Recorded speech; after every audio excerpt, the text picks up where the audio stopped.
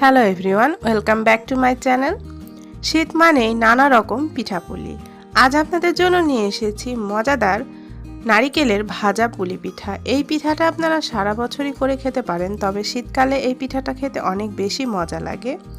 সকল টিপস সহ কিভাবে মুচমুচে আর খাস্তা ভাজা পুলিটা তৈরি করবেন সেই রেসিপিটি আজ আমি আপনাদের সাথে শেয়ার করেছি। আশা করছি আপনাদের ভালো লাগবে। পিঠা তৈরির জন্য এখানে আমি মেজারমেন্ট কাপের 1.5 কাপ পরিমাণ ময়দা নিয়েছি। আপনারা চাইলে প্যাকেটের আটাটাও নিতে পারেন, আর আপনারা আপনাদের পছন্দ মতো আটাটা কম বেশি করে নেবেন। দিয়ে দিচ্ছি 1/2 চা চামচ পরিমাণ লবণ আর 1/2 চা চামচ পরিমাণ কালো জিরা। দিয়ে দিচ্ছি প্রায় 2 টেবিল চামচের মতো তেল। তেলটা একটু বেশিই দেবেন, তাহলে পিঠাটা অনেক বেশি খাস্তা হবে আর অনেকক্ষণ পর্যন্ত মুচমুচে থাকবে। খুব ভালোভাবে আটাটাকে হাত দিয়ে তেলের সাথে মাখিয়ে নিতে হবে।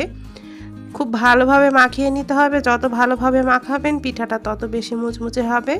খুব ভালোভাবে আমি মাখিয়ে নিয়েছি। আটাটা যখন এরকম ঝুরঝুরে হয়ে আসবে সে পর্যায়ে অল্প অল্প করে পানি দিয়ে একটা সফট ডো তৈরি করে নেব। একেবারে শক্তও হবে না, আবার একেবারে নরমও হবে না।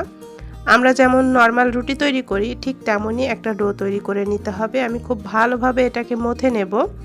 আমি প্রায় 5-6 মিনিটের মতো খুব ভালোভাবে মথে নিয়েছি।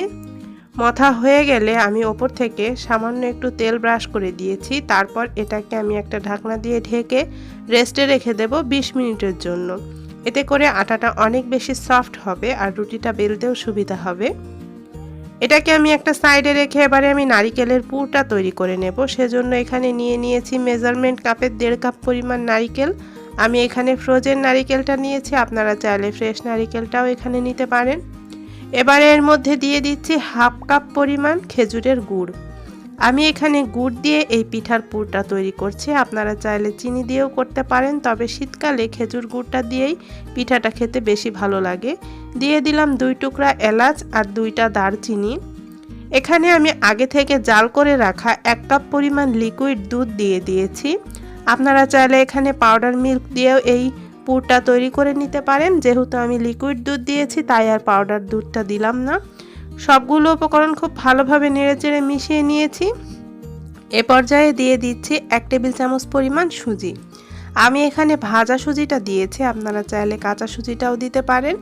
আর চাইলে এখানে আপনারা 1 টেবিল চামচ পরিমাণ চালের গুঁড়োও দিতে পারেন সুজির পরিবর্তে।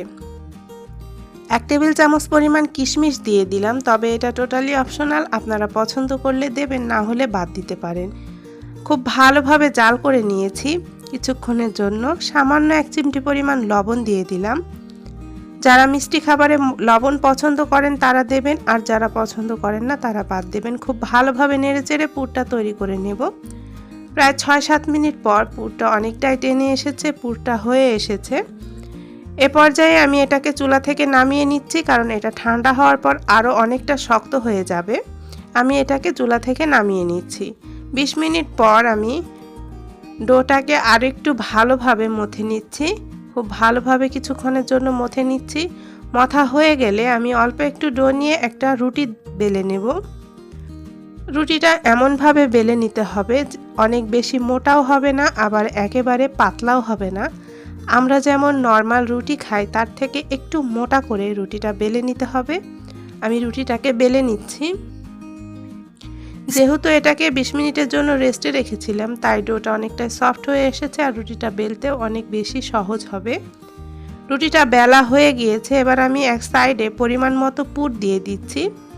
পুরটা আপনারা আপনাদের পছন্দ মতো কম বা বেশি করে দেবেন। এবার এক সাইড থেকে আমি উঠিয়ে নিচ্ছি, খুব ভালোভাবে সিল করে নিচ্ছি। পিঠাটা আপনারা আপনাদের পছন্দ মতো ছোট বা বড় করে বানিয়ে নিতে পারেন। এবার একটা পিজা কাটার দিয়ে আমি এটাকে কেটে নিচ্ছি। তো এভাবে কেটে নিলে দেখা যাবে খুব সুন্দর একটা ডিজাইন হয়ে যাবে। আপনারা চাইলে এভাবেও পিঠাগুলো বানিয়ে নিতে পারেন। আবার চাইলে কোনো ঢাকনা দিয়ে অথবা কুকি কাটার দিয়ে রুটিটা কেটে নিয়ে তারপর পিঠাটাও বানিয়ে নিতে পারেন।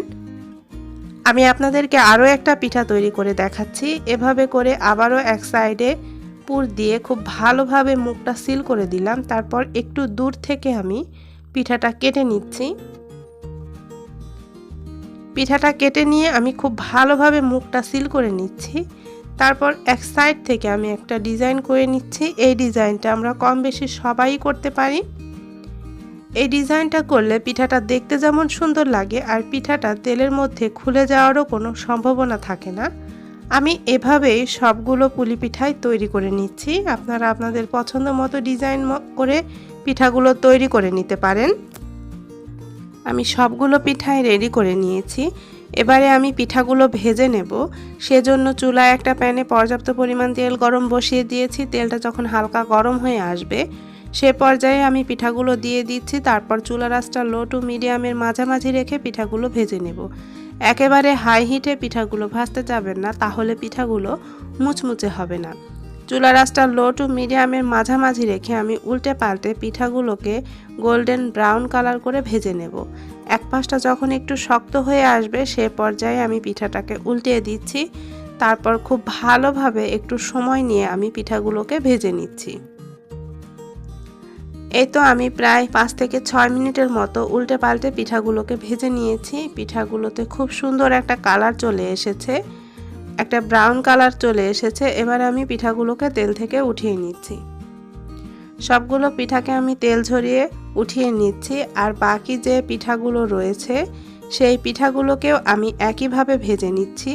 আমার চ্যানেলে আরও বেশ কিছু পিঠার রেসিপি রয়েছে, আপনারা চাইলে দেখে নিতে পারেন। আমি ডিসক্রিপশন বক্সে ও আই বাটনে লিঙ্কগুলো দিয়ে দেব। প্রিয় দর্শক, ভীষণ মজাদার নারিকেলের ভাজা পুলি পুরোপুরি রেডি। পিঠাটা দেখতে যেমন সুন্দর হয়েছে, মাশাআল্লাহ খেতেও অনেক বেশি মজা হয়েছিল। আমি যেভাবে পিঠাটা তৈরি করেছি আপনারাও এভাবে বাসায় তৈরি করে দেখতে পারেন। পিঠাটা অনেক বেশি মুচমুচে আর খাস্তা হবে। এই পিঠাটা অনেকক্ষণ পর্যন্ত মুচমুচে থাকে, ভেতরে নারিকেলের পুরে ভরা আর বাইরেটা অনেক বেশি ক্রিস্পি। আশা করছি আজকের পিঠার রেসিপিটি আপনাদের ভালো লেগেছে। ভালো লাগলে প্লিজ লাইক, কমেন্ট এবং শেয়ার করতে ভুলবেন না। আর এখনও পর্যন্ত যারা আমার চ্যানেলটি সাবস্ক্রাইব করেননি প্লিজ আমার চ্যানেলটি সাবস্ক্রাইব করে আমার পাশেই থাকবেন। সবাই ভালো থাকবেন, সুস্থ থাকবেন। আগামীতে আবার আপনাদের সাথে দেখা হবে নতুন কোনো রেসিপি নিয়ে। সে পর্যন্ত সবাইকে আল্লাহ হাফেজ।